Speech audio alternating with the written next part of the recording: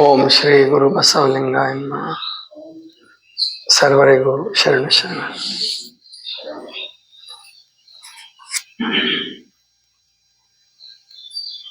ಜಗತ್ತು ಬಹಳ ದೊಡ್ಡದು. ವಿಜ್ಞಾನ ಜಗತ್ತಿನ ಅಗಾಧತೆಯನ್ನ, ವಿಶ್ವದ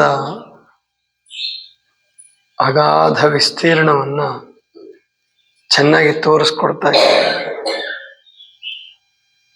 ಚುಕ್ಕೆಗಳನ್ನು ಲೆಕ್ಕ ಹಾಕಕ್ಕಾಗಲ್ಲ ಅನ್ನೋದು ಎಲ್ರಿಗೂ ಗೊತ್ತಿತ್ತು.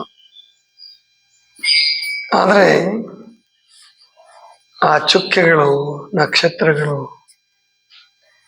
ಚಂದ್ರನಿಗಿಂತ ಸಣ್ಣವಿರಬಹುದು ಅಂತ ಅನ್ಕೊಂಡಿದ್ರು ಬಹಳ ಜನ. ಯಾಕೆ ಅಂದ್ರೆ ಚಂದ್ರನ ಬೆಳಕು ನಮಗೆ ಜಾಸ್ತಿ ಕಾಣುತ್ತೆ, ಸ್ಪಷ್ಟವಾಗಿ ಕಾಣುತ್ತೆ. ಚಂದ್ರನ ಮೇಲ್ಮೈ ಸೂಕ್ಷ್ಮದರ್ಶಕ ಯಂತ್ರ ನೋಡೋರಿಗೆ ಗೊತ್ತಾಗುತ್ತೆ. ಹಾಗಾಗಿ ಮೊದಲಿಗೆ ಅಂದ್ರೆ ಇನ್ನು ಸೂಕ್ಷ್ಮದರ್ಶಕ ಯಂತ್ರ ಕಂಡಿಡಿಯಕ್ಕೆ ಮುಂಚೆ ಚಂದ್ರ, ಸೂರ್ಯ ಬಹಳ ದೊಡ್ಡವರು, ನಕ್ಷತ್ರಗಳೆಲ್ಲ ಸಣ್ಣವು ಅಂತ ತಿಳ್ಕೊಂಡಿದ್ರು. ಅದಕ್ಕೆ ಅವಕ್ಕೆ ಚುಕ್ಕೆ ಅಂತ ಹೆಸರಿಟ್ಟಿದ್ರು. ಚುಕ್ಕೆಗಳು ಹೆಂಗೆ ಸಣ್ಣವು ಇರ್ತಾವಲ್ಲ ಹಂಗೆ ಅಂತ. ಆದ್ರೆ ಇವಾಗ ಗೊತ್ತಾಗ್ತಾ ಇದೆ, ಒಂದೊಂದು ನಕ್ಷತ್ರವೂ ಕೂಡ ಒಂದೊಂದು ಸೌರಮಂಡಲ. ಸೂರ್ಯನಿಗಿಂತಲೂ ಎಷ್ಟೋ ಪಟ್ಟು ದೊಡ್ಡದಾದ ನಕ್ಷತ್ರಗಳಿದಾವೆ. ಅನೇಕ ಸಾವಿರ ನಕ್ಷತ್ರಗಳು ಸೇರಿದ್ರೆ ಒಂದು ಆಕಾಶ ಗಂಗೆ ಅಥವಾ ನಕ್ಷತ್ರ ಸಾಗರ, ಓಷನ್ ಆಫ್ ಸ್ಟಾರ್ಸ್, ನಕ್ಷತ್ರಗಳ ಸಾಗರನೇ. ಅಂತಹ ನಕ್ಷತ್ರಗಳ ಸಾಗರವೇ ಲಕ್ಷ ಕೋಟಿ ಅಂದಾಗ ನಕ್ಷತ್ರಗಳ ಸಂಖ್ಯೆ ಎಲ್ಲಿ ಎಣಿಸೋದು? ಇಷ್ಟು ಅಗಾಧವಾದದ್ದು. ಸುಮ್ಮನೆ ಬರೆದ್ರು ನಮ್ಮ ಪುರಾಣಕಾರರು, ಪಾಪ ಅವರಿಗೂ ಗೊತ್ತಿದ್ದಷ್ಟೇ. 3 ಲೋಕಗಳು, ತ್ರಿಮೂರ್ತಿಗಳು, 14 ಲೋಕಗಳು. ಇನ್ನಿವರಂತೂ ನಮ್ಮ BK ಬಳಗ 5000 ವರ್ಷಕ್ಕೊಂದ್ಸಾರಿ ಚಕ್ರ ತಿರುಗತ್ತೆ. ಬರೇ ನಿಮ್ದು 5000 ವರ್ಷ ಯಾವ ಲೆಕ್ಕನೂ ಅಲ್ಲ ಜಗತ್ತಿನ ಮುಂದೆ. ಈ ಭೂಮಿ ಹುಟ್ಟಿಯೇ 360 ಕೋಟಿ ವರ್ಷ ಆಗಿದೆ. ಸೂರ್ಯ ಹುಟ್ಟಿ ಸಾವಿರಾರು ಕೋಟಿ ವರ್ಷಗಳಾಗಿದೆ. ಇನ್ನು ಆ ಸೂರ್ಯನಿಗಿಂತಲೂ ಹಳೆ ಹಿರಿಯ ನಕ್ಷತ್ರಗಳು, ಎಷ್ಟೋ ನಕ್ಷತ್ರಗಳು ಉರಿದು ಹೋಗಿ ಅಲ್ಲಿ ಬ್ಲ್ಯಾಕ್ ಹೋಲ್ಸ್ ಆಗಿದೆ. ಅವಕ್ಕೆಷ್ಟು 1000 ಕೋಟಿ ವರ್ಷ ಆಗಿದೆಯೋ ಯಾರು ಬಲ್ಲರು? ಅಂದ್ರೆ ನಾವು ತಿಳ್ಕೊಂಡಷ್ಟು ಸಣ್ಣದಲ್ಲ ಜಗತ್ತು. ನಾವು ತಿಳ್ಕೊಂಡಷ್ಟೇ ಕಾಲ ಪರಿಮಿತಿಗೆ ಒಳಪಟ್ಟಿಲ್ಲ. ಕಾಲದ ಅನಂತತೆಯನ್ನೇ ನಮಗೆ ಅಳಿಯಕ್ಕಾಗ್ತಾ ಇಲ್ಲ. ಇನ್ನು ಪರಮಾತ್ಮನ ಶಕ್ತಿಯನ್ನ, ಪರಮಾತ್ಮನ ವಿಸ್ತೀರ್ಣವನ್ನ ವರ್ಣಿಸಕ್ಕಾಗಲ್ಲ, ತಿಳಿಯಕ್ಕಾಗಲ್ಲ. ಅದಕ್ಕೆ ಪ್ರಾಯಶಃ ಬುದ್ಧ ಏನು ಹೇಳಿದ್ರಂದ್ರೆ, ಯಾಕೆ ತಲೆ ಕೆಡಿಸ್ಕೊಂತೀರಾ? ಸೃಷ್ಟಿ ಬಗ್ಗೆ ಯಾಕೆ ತಲೆ ಕೆಡಿಸ್ಕೊಂತೀರಾ? ಈ ಜನ್ಮ ಬಂದಿದೆಯಲ್ಲ, ಈ ಜನ್ಮವನ್ನು ಹೆಂಗ್ ಸಫಲ ಮಾಡ್ಕೋಬೇಕು, ಹೇಗೆ ನಿರ್ವಾಣ ಗತಿ ಪ್ರಾಪ್ತಿ ಮಾಡ್ಕೋಬೇಕು, ಅದ್ರ ಕಡೆಗೆ ಲಕ್ಷ್ಯ ಕೊಡ್ರಪ್ಪ ಅಂದ್ರೆ ಬುದ್ಧ. ಆದ್ರೆ ಬುದ್ಧನ ಮಾತು ನಡೆಯಲ್ಲ.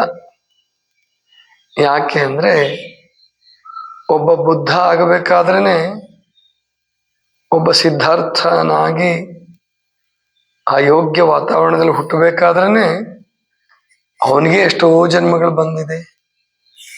800 ಜನ್ಮಗಳು ಅಂತ ಹೇಳ್ತಾರೆ. ಆದ್ರಿಂದ ಒಂದು ಜನ್ಮದಲ್ಲಿ ಒಂದು ಪ್ರಯಾಣ ಮುಗಿಯಲ್ಲ. ಇದು ಮುಗಿಯುವಂಥದ್ದಲ್ಲ, ನಮಗೆ ಗೊತ್ತಿಲ್ಲ ಅಷ್ಟೆ. ಈ ಪ್ರಯಾಣ, ಆತ್ಮನ ಪ್ರಯಾಣ ದೀರ್ಘಕಾಲವಾದದ್ದು, ಅನಂತವಾದದ್ದು. ಆದರೆ ಇದೆ, ಪ್ರಗತಿ ಇದೆ, ವಿಕಾಸ ಆಗಲೇಬೇಕು. ವಿಕಾಸ ಅದಕ್ಕೆ ವಿರುದ್ಧವಾಗಿ ಪಾಪ ಜಾಸ್ತಿ ಆದಾಗ ಅವನ ಆತ್ಮ ಕುಂದುತ್ತೆ. ಅವನ ಆತ್ಮ ಶಕ್ತಿಹೀನ ಆಗಿ ದುರ್ಬಲ ಶರೀರಗಳನ್ನು ಪಡೆದು ಮತ್ತೆ ಪಶ್ಚಾತ್ತಾಪವನ್ನು ಹೊಂದಿ, ಹೀಗೆ ಈ ಸೈಕಲ್, ಸೃಷ್ಟಿಯ ಚಕ್ರ ನಿರಂತರವಾಗಿ ಸುತ್ತಾ ಇದೆ. ಮಹಾದೇವಿಯಕ್ಕನವರಾಗಲಿ, ಅಲ್ಲಮ ಪ್ರಭುಗಳಾಗಲಿ, ಬಸವಣ್ಣವರಾಗಲಿ ಜನ್ಮಗಳಿಲ್ಲ ಅಂತ ಹೇಳಿಲ್ಲ. ಅವರು ತಲೆ ಕೆಡಿಸ್ಕೋಬೇಡಿ ಅಂತ ಹೇಳಿದಾರೆ ಅಷ್ಟೆ. ನಿಮಗೆ ಗೊತ್ತಿರಲಾರದ ಸಂಗತಿ ಬಗ್ಗೆ ತಲೆ ಕೆಡಿಸ್ಕೋಬೇಡಿ, ಆದರೆ ಪುಣ್ಯ ಮಾರ್ಗದಲ್ಲಿ ನಡೀರಿ. ಪುಣ್ಯ ಮಾರ್ಗನೇ ಬೇಕು. ಕಾಯಕ ಮಾರ್ಗ, ದಾಸೋಹದ ಮಾರ್ಗ, ಧರ್ಮದ ಮಾರ್ಗ, ಅದರಲ್ಲಿ ನಡೀರಿ. ಆಗ್ತದೆ. ಯಾಕಂದ್ರೆ ಯಾವ ಪ್ರವಾದಿಗೂ ಅಂತಿಮ ಸತ್ಯವನ್ನು ಬಿಟ್ಕೊಟ್ಟಿಲ್ಲ ಪರಮಾತ್ಮ. ನೀವು ಮೋಕ್ಷ ಪಡೀರಿ, ನಿರ್ವಾಣ ಹೊಂದ್ರಿ, ನಿಮ್ಮ ಹುಟ್ಟಿನ ಈ ಚಕ್ರವನ್ನ ನಿವಾರಿಸ್ಕೊಳ್ಳಿ. ಆದರೆ ಸೃಷ್ಟಿ ಅನಂತವಾಗಿದೆ. ನೋಡಿ, ಈ ಜಗತ್ತು ಚೆನ್ನಾಗಿಲ್ಲ, ಜಗತ್ತು ಮಾಯೆ, ಬೇಡ, ಮೋಕ್ಷ ಪಡೆದು ಬಿಡಿ, ಸುಮ್ಮನೆ ಹೋಗಿ ತಪಸ್ಸಿಗೆ ಕುತ್ಕೊಂಡ್ಬಿಡ್ರಿ ಅನ್ನೋ ಲೆಕ್ಕಕ್ಕಿದ್ರು ಭಾರತೀಯರು. ಅಂತಹ ಭಾರತ ದೇಶಕ್ಕೆ ಬ್ರಿಟಿಷರನ್ನ ಕಳಿಸಿ, ಮುಸಲ್ಮಾನರನ್ನ ಕಳಿಸಿ, ನೀವು ಹಾಕಿಕೊಂಡ ನೈತಿಕ ನಿಯಮಗಳು, ನೀವು ಹಾಕಿಕೊಂಡಂತ ಇತಿಮಿತಿಗಳು ಅಷ್ಟೇ ಇಲ್ಲಪ್ಪ, ಇನ್ನೂ ಜಗತ್ತು ದೊಡ್ಡದಿದೆ ನೋಡ್ರಿ, ನೀವು ಪ್ರೀತಿಯಿಂದ ಕಾಣ್ರಿ. ಆ ಪ್ರೀತಿಗೆ ಮೋಸ ಮಾಡೋರು ಬರ್ತಾರೆ, ಅವ್ರ ಹತ್ರ ನೀವು ಇನ್ನೇನೋ ಕಲಿಬೇಕಾಗ್ತದೆ. ನಿಮ್ಮ ಸ್ವಾತಂತ್ರ್ಯವನ್ನು ಹರಣ ಮಾಡ್ಕೊಂತೀರಿ, ಗುಲಾಮಗಿರಿ ಹೊಂದುತ್ತೀರಿ. ಎಲ್ಲವೂ ಆಯಿತು, ಹೋರಾಟ ಆಯಿತು. ಈಗ ಎಲ್ಲವನ್ನೂ ಸರಿಸಿ ಉಪನಿಷತ್ತು, ಪುರಾಣ, ಭಗವದ್ಗೀತೆ, ವಚನ ಎಲ್ಲವನ್ನೂ ಸರಿಸಿ ಬ್ರಿಟಿಷರನ್ನೇ ಕಾಪಿ ಮಾಡಿದ್ರಿ. ಮತ್ತೆ ಸಂವಿಧಾನ ಬರ್ಕೊಳ್ಳಿ. ಮೊದಲು ಈ ಜಗತ್ತಿನಲ್ಲಿ ಚೆನ್ನಾಗಿ ಬದುಕೋದು ಕಲೀರಿ ಅಂತ ಪರಮಾತ್ಮ ಹೇಳ್ತಿದ್ದಾನೆ ನಮಗೆ. ಪ್ರಜಾಪ್ರಭುತ್ವದ ಮೂಲಕ ಏನು ಈ ಭೂಮಿಯ ಜೀವನವನ್ನ, ಇದು ಬಾಡಿಗೆ ಮನೆ ಅಂತ ಅನ್ಬೇಡ್ರಿ, ಅಥವಾ ಇಲ್ಲಿಗೆ ಸುಮ್ಮನೆ ಬಂದಿದ್ದೀವಿ, ಅಲ್ಲಿದೆ ನಮ್ಮ ಮನೆ, ಇಲ್ಲಿ ಸುಮ್ಮನೆ ಅಂತ ವ್ಯರ್ಥ ಅನ್ಕೋಬೇಡಿ. ಮೊದಲು ಇಲ್ಲಿ ಚೆನ್ನಾಗಿ ಬದುಕೋದು ಕಲೀರಿ, ಇಲ್ಲಿ ಸ್ವಚ್ಛವಾಗಿ ಇಟ್ಕೊಳ್ರಿ, ಇಲ್ಲಿಯ ಪರಿಸರವನ್ನು ಮೊದಲು ಚೆನ್ನಾಗಿ ರಕ್ಷಣೆ ಮಾಡ್ಕೊಳ್ಳಿ, ನಿಮ್ಮ ಆರೋಗ್ಯವನ್ನು ಚೆನ್ನಾಗಿ ಇಟ್ಕೊಳ್ಳಿ ಅಂತ ಈಗ ಸಂದೇಶ ಕೊಡ್ತಾ ಇದೆ ಸೃಷ್ಟಿ ನಮಗೆ. ಅದಕ್ಕೆ ನಮ್ಮ ಸಾಹಿತಿಗಳು, ಬಂಡಾಯ ಸಾಹಿತಿಗಳು, ದಲಿತ ಸಾಹಿತಿಗಳು, ಕೈಲಾಸ ಇಲ್ಲ, ಸ್ವರ್ಗ ಇಲ್ಲ, ಅದಿಲ್ಲ, ಏನು ಬೇಡ, ಇಲ್ಲೇ eat drink be merry tomorrow will be die, ಮಜಾ ಮಾಡ್ರಿ ಅನ್ನೋ ಲೆಕ್ಕಕ್ಕೆ ಅವ್ರು ಹೇಳ್ಕೊಟ್ರು. ಕುಡೀರಿ, ಪರವಾಗಿಲ್ಲ, ಮಾಂಸ ತಿನ್ರಿ. ಬಹಿರಂಗವಾಗಿ ತಹಸೀಲ್ದಾರ್ ಆಫೀಸ್ ಮುಂದೆನೆ ತಿಂದ್ರು, ಅದು ದನದ ಮಾಂಸವನ್ನು ಬೇಯಿಸಿ ತಿಂದ್ರು. ಇವ್ರದ್ದು ಅತಿ, ಇವ್ರದ್ದು ಉಪಯೋಗ ಇಲ್ಲ. ಈ ಜಗತ್ತು ಹಿಂಗೂ ಇಲ್ಲ. ಜಗತ್ತಿಗೆ ಶಾಂತಿ ಬೇಕು, ಸಮಾಧಾನ ಬೇಕು, ಧ್ಯಾನ ಬೇಕು. ಆದ್ರೆ ಹಾಗಂತ ಹೇಳಿ ವಿಜ್ಞಾನವನ್ನ, ವಿಚಾರವಾದವನ್ನ, ಸಮಾನತೆಯನ್ನ, ಸಮಾನತೆಯನ್ನ, ಸಹೋದರತೆಯನ್ನ, ಸ್ವಾತಂತ್ರ್ಯವನ್ನ ಅಲಕ್ಷ್ಯ ಮಾಡಬೇಡಿ. ಒಂದು ಜನಾಂಗವನ್ನು ತುಳಿದು ಮೇಲ್ ಬರುವ ಪ್ರಯತ್ನ ಯಾರು ಮಾಡಬೇಡಿ. ಹಾಗಂತೇಳಿ ಶೋಷಿತರು ಈಗ ಮತ್ತೆ ಸರ್ಕಾರದ ಸಹಾಯ ತಗೊಂಡು ನೀವು ಹೊಸ ಸರ್ಕಾರಿ ಬ್ರಾಹ್ಮಣರು ಆಗಕ್ಕೆ ಹೋಗ್ಬೇಡ್ರಿ, ಅದು ಒಳ್ಳೇದಲ್ಲ. ಎಲ್ಲರಿಗೂ ಸ್ವಚ್ಛತೆ, ಶುದ್ಧತೆ, ಧರ್ಮ, ನೀತಿ, ಪಾಪ, ಪುಣ್ಯ, ಆರೋಗ್ಯ ಎಲ್ಲರಿಗೂ ಬೇಕಲ್ಲ. ಪಾಪ ಪುಣ್ಯಗಳಿದೆ, ಇಲ್ಲ ಅಂತಲ್ಲ, ಸ್ವರ್ಗ ನರಕಗಳಿದೆ, ಸತ್ತ ಮೇಲಲ್ಲ, ಅವು ಇದ್ದಾಗಲೇ ಇದೆ. ಅದಕ್ಕೆ ಈ ಜಗತ್ತಿನ ಜೀವನವನ್ನು ಚೆನ್ನಾಗಿ ಮಾಡೋಣ, ನಿಯಮಬದ್ಧವಾಗಿ ಬದುಕೋಣ, ಅಕಾರ್ಡಿಂಗ್ ಟು ರೂಲ್ಸ್. ಸಂವಿಧಾನಕ್ಕೂ ಬೆಲೆ ಕೊಡೋಣ, ಧರ್ಮಶಾಸ್ತ್ರಕ್ಕೂ ಬೆಲೆ ಕೊಡೋಣ. ಧರ್ಮಶಾಸ್ತ್ರಗಳ ತಪ್ಪು ಹೇಳಿದ್ರೆ ಅದನ್ನು ಬಿಟ್ಟು ಹೃದಯದ ಧ್ವನಿಗೆ ಬೆಲೆ ಕೊಡೋಣ. ಕುವೆಂಪು ಅವರು ಅದೇ ಹೇಳಿದ್ರು. ಪಕ್ಕದವನಿಗೆ ನೀರು ಕೊಡಬೇಡ ಅಂತ ಹೇಳಿದ್ರೆ, ಪಕ್ಕದವನ್ ಜಾತಿ ಎಣಿಸಿದರೆ ಆ ಧರ್ಮಶಾಸ್ತ್ರನೇ ಅಲ್ಲ, ಬಿಟ್ಬಿಡಿ ಅದನ್ನು. ಹೃದಯದ ದನಿಗೆ ಬೆಲೆ ಕೊಡಿ ಅವಾಗ. ಅದು ಕುವೆಂಪು ಅವರು ಹೇಳಿದ್ದು, ಶರಣರು ಹೇಳಿದ್ದು. ಹೃದಯದ ಧ್ವನಿ ನಿಮಗೆ ಇನ್ನೊಬ್ಬರಿಗೆ ಜಾತಿ ಭೇದ ಮಾಡಲಾರ್ದೆ ಉಣಿಸ್ಬೇಕು, ಉಣಿಸಿ ಅವ್ರನ್ನ ನಿಮ್ಮ ಮನೆ ಒಳಗಡೆ ಕರ್ಕೋಬೇಕು, ಕರ್ಕೊಳ್ಳಿ. ಆದರೆ ಕರ್ಕೊಂಡ ಮೇಲೆ ಸಂಸ್ಕಾರ ಬೇಕು, ಶುಚಿತ್ವಕ್ಕೆ ಬೆಲೆ ಕೊಡಬೇಕು, ನಂಬಿಕೆ, ವಿಶ್ವಾಸ, ಪರಸ್ಪರರಲ್ಲಿ ಸ್ನೇಹ, ಇದು ಜಗತ್ತನ್ನ ಚೆನ್ನಾಗಿ ಮಾಡು. ಅದಕ್ಕೆ ದುಶ್ಚಟಗಳು, ದುರ್ಗುಣಗಳು, ಅಸ್ವಚ್ಛತೆ, ಅಸಂಸ್ಕಾರ, ಕುಸಂಸ್ಕಾರ ಇವನ್ನೆಲ್ಲ ಬಿಟ್ಟು ಸುಸಂಸ್ಕಾರದಲ್ಲಿ ಬಾಳುವುದನ್ನ ಎಲ್ಲರಿಗೂ ಕಲಿಸ್ಬೇಕು. ಕಲಿದೆ ಹೋದ್ರೆ ಅವ್ರನ್ನ ದೂರ ಇಡೋದಷ್ಟೇ. ಹಾಗಂತ ತಿರಸ್ಕಾರ ಯೋಗ್ಯರಂತಲ್ಲ. ನಮಗೆ ನಿಮಗೆ ಬೆಳೆಯಲ್ಲಪ್ಪ ಸಂಬಂಧ, ಅದು ನಿಮ್ಮ ಪಾಡಿಗೆ ನೀವಿರ್ರಿ, ನಮ್ಮ ಪಾಡಿಗೆ ನಾವಿರ್ತೀವಿ, ಇಷ್ಟೇ. ಬದಲಾವಣೆ ಆದರೂ ನೀವು ನಮ್ಮವರು, ಆದ್ರೆ ನಮ್ಮವರು. ಬದಲಾವಣೆ ಆಗಲಿಲ್ಲ, ನೀವು ಬಾರಿನವರು, ನೀವು ಅಲ್ಲಿಯವರು, ಇರಿ, ನಿಮ್ಮ ಪಾಡಿಗೆ ನೀವಿರಿ. ಆ ರೀತಿಯಲ್ಲಿ ಬದುಕೋದು ಒಳ್ಳೆಯದು. ಈಗ ಭಯೋತ್ಪಾದಕರ ಥರ ನಮ್ಮ ಧರ್ಮ ಒಂದೇ ಉಳಿಬೇಕು, ಬಾಕಿಯವರೆಲ್ಲ ಕಾಫಿ ಇರೋರು ಅಂತ ಅವ್ರನ್ನ ಕೊಲ್ಲೋರು ಬರ್ತಾರೆ, ಅವ್ರನ್ನು ಜೈಲಲ್ಲಿ ಇಡ್ತಾರೆ ಅಥವಾ ಗಲ್ಲಿಗೇರಿಸ್ತಾರೆ. ಇದು ಆಗತ್ತೆ. ಅದಕ್ಕೆ ಯಾವ ಧರ್ಮವು ಯಾವ ಧರ್ಮದ ಮೇಲೆ ದಾಳಿ ಮಾಡೋ ಹಾಗಿಲ್ಲ. ಸಂವಿಧಾನ ಅದನ್ನೇ ಹೇಳುತ್ತೆ. ಎಲ್ಲಾ ಧರ್ಮದವರಿಗೂ ತಮ್ಮ ತಮ್ಮ ಧರ್ಮವನ್ನು ಪಾಲಿಸಕ್ಕೆ ಅವಕಾಶ ಕೊಡಿ, ಇನ್ನೊಂದು ಧರ್ಮಕ್ಕೆ ತೊಂದರೆ ಕೊಡೋ ಹಾಗಿಲ್ಲ. ಇದು ಒಳ್ಳೆ ಮಾದರಿ. ಪ್ರಜಾಪ್ರಭುತ್ವ ಪದ್ಧತಿ ಮುಂದೆ ಜಗತ್ತನ್ನ ಬಹಳ ವರ್ಷಗಳ ಕಾಲ, ಬಹಳ ಯುಗಗಳ ಕಾಲ ಬದುಕಿಸಬಹುದು.